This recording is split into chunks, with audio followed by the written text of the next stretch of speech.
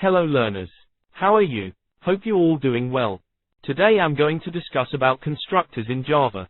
A class is a combination of variables and methods in Java.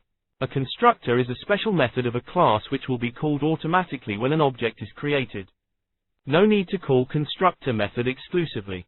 A constructor is used to initialize variables of an object when an object is created. Constructor rules. The constructor's name should be same as class name.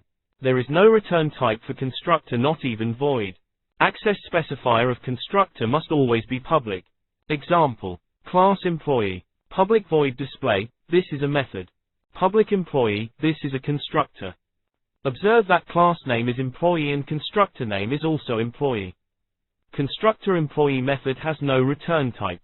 Constructor employee method access specifier is public. Let's jump into the code which demonstrates the concept of constructors in Java. Here is a sample program. Class name is hello. Hello class contain a constructor called hello. Class and constructor have same name. Constructor hello have no return type. Constructor hello have access specifier public. In the main method we create object to hello class. Object is created in main method, so default constructor is called automatically and all the statements inside the constructor is executed. So the following output is printed on the screen.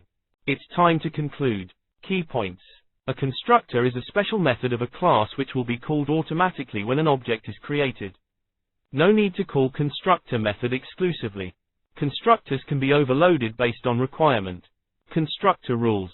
The constructor's name should be same as class name.